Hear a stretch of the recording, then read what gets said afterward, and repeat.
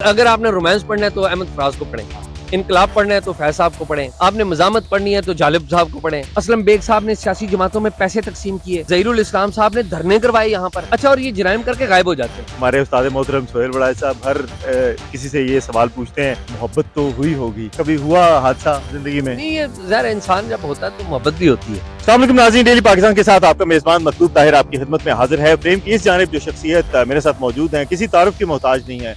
Investigative journalism में एक लंबा करियर है। मेरे साथ मौजूद है जनाब एजाज सैयद साहब, इस्लामाबाद हाई कोर्ट के चीफ जस्टिस साहब हैं जनाब अतर मिनल्ला साहब। उन्होंने नाम लिया कुछ 3 सहाफ़ियों का मुलाकातों के हवाले से, उसमें कुछ सच्चाई वगैरह है या? चीफ जस्टिस साहब ने नाम नहीं लिया जर्नलिस्ट का कि किन के हवाले से बात हो रही है, लेकिन बहुत सारे लोग ये समझते हैं कि वो मतीउल्लाह जान के बारे में, मेरे बारे में और उमर चीमा के हवाले से शायद बात कर रहे हैं। क्योंकि ये बात खुली नहीं हुई तो इसलिए मुझे नहीं पता कि वो क्या है। एक कानून है पाकिस्तान में, तो इन्हें अदालत का कानून भी है और वो ज़ाहिर है पार्लियामेंट ने बनाया है तो उसके तहत उनका बिल्कुल इख्तियार है, तो किसी को भी तलब कर सकते हैं। लेकिन चीफ जस्टिस ने कहा कि सबको आज़ादी इजहार है, और मैं ज़ाती तौर पर समझता हूँ कि जो चीफ जस्टिस हैं इस्लामाबाद हाई कोर्ट के या सुप्रीम कोर्ट के या पाकिस्तान की पार्लियामेंट, इनको ये जो तौहीन अदालत का कानून है ना, इसको रिपील करना चाहिए। पूरी दुनिया में तौहीन अदालत का कानून रिपील हो चुका है और रिपील हो रहे हैं। जो अदलिया की आज़ादी और अदलिया का एहतराम है उनके फैसलों के ऊपर होता है और उनके कंडक्ट के ऊपर होता है। और जब अदलिया अच्छे और तारीखी फैसले देती है तो उसे किसी कानून के जरिए अपनी इज्जत करवाना नहीं आती। लेकिन ये भी तो है ना, कुछ लोग ये कहते हैं कि भाई अगर आपकी मर्जी का फैसला ना आए तो आप कहते हैं कि जी ये जज ठीक नहीं है। आपकी मर्जी का फैसला है तो आप उस जज के गुण गाते हैं। हमने मुख्तलिफ सियासी जमातों के जो रहनुमा हैं उनको भी हमने ये कहते देखा, आपने भी ये देखा। तो ये कैसे तयन किया जाए कि जज ने अच्छा फैसला दे दिया? पाकिस्तान में ही नहीं, दुनिया में ऐसा होता है कि जब आप एक फ्रीक के हक में फैसला देते हैं तो दूसरा फ्रीक नाराज होता है। ये तो बिल्कुल होता है। लेकिन देखिए, एक फ्रीकैन होते हैं अदालत के सामने और एक होती है अवाम, पब्लिक, ठीक है। उसमें मीडिया भी होता है, उसमें इंटेलेक्चुअल्स होते हैं। तो डिटरमिन, जब एक फ्रीकैन है मेरे साथ ज्यादती हुई है तो डिटरमिन कौन करता है? डिटरमिन एक तो बुक करती है और डिटरमिन वो लोग करते हैं जो कि अवाम होते हैं, जो देख रहे होते हैं कि जी अदलिया का, मिसाल के तौर पे इफ्तिखार मोहम्मद चौधरी साहब हैं, उनके बाज़ मामलात के ऊपर बड़ी तनकीद हुई है, लेकिन उनका जो असगर खान केस का फैसला था वो तारीख की किताबों में लिखा जाएगा। एक सवाल मैं भी आपसे करता हूँ, आपके मुताबिक जितनी आपने कोर्ट की कवरेज की, आपको लगता है कि नवाज शरीफ साहब को जिस केस पे नाअहल किया गया था वो दुरुस्त था? मेरी जाती ओपिनियन, मेरी ओपिनियन क्या है, इमरान खान साहब एक टीवी इंटरव्यू में कह चुके हैं कि नवाज शरीफ साहब को अकामा के ऊपर फारग किया गया। ये मेरी ओपिनियन, ये नवाज शरीफ के मुखालिफ तरीन जो यानी उन्होंने तो तस्दीक की, उसमें कहा था कि भाई और भी बहुत सारी चीजें थी, आपने अकामा के ऊपर कर दी। नहीं, तो मैं ये बात करूँ उस पर तो इमरान खान साहब को भी एतमाद नहीं। एजाज साहब, हमने अक्सर देखा कि फॉर्मर आर्मी चीफ हों या ISI के सरबराह हों, यानी मैं नाम लिए देता हूँ, जनरल असलम बेग साहब थे, जनरल हमीद गुल साहब थे, ज़हीरुल इस्लाम साहब थे, सबके पीछे आप माइक लेके जाते हैं और वो फिर आपसे बात करने को तैयार नहीं होते हैं। वो आपको कोई मिलते हैं, आम लोगों के पास भी आप जाया करें। अच्छा, जनरल हमीद गुल साहब से तो मेरे बैठ के इंटरव्यू हुए हैं, काफ़ी इंटरव्यू हुए हैं। हाँ। उनसे कभी कोई ऐसा वो प्रॉब्लम नहीं। 2 तरह के लोग हैं, एक वो हैं जो पब्लिक डोमेन में मौजूद है, जो सवालों का जवाब देते हैं, और ज़्यादातर इनमें पॉलिटिशियन है।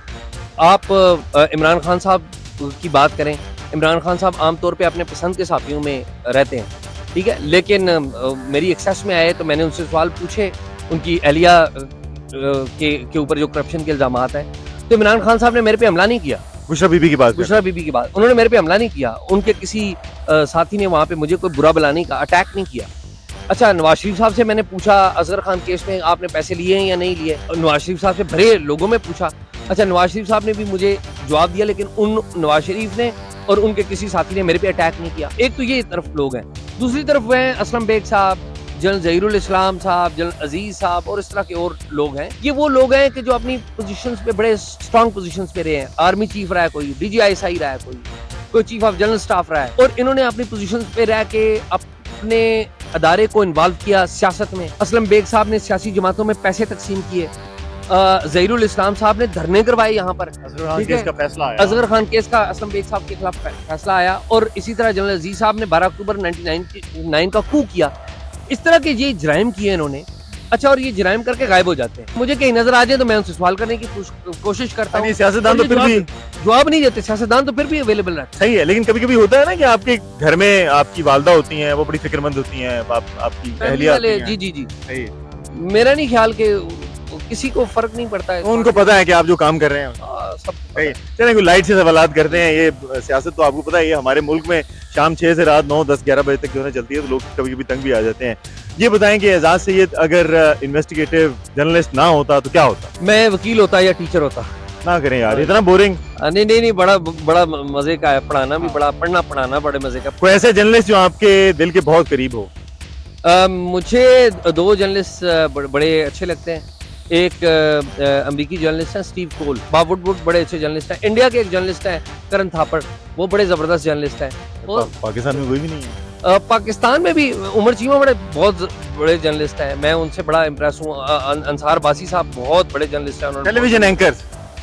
टेलीविजन एंकर मुझे को खास इम्प्रेस नहीं करते, मतलब I respect all of them, लेकिन मुझे कोई ज्यादा नहीं। लिखने वाले जो चीज है ना वो ज्यादा मुझे। फेवरेट शायर, पोएट?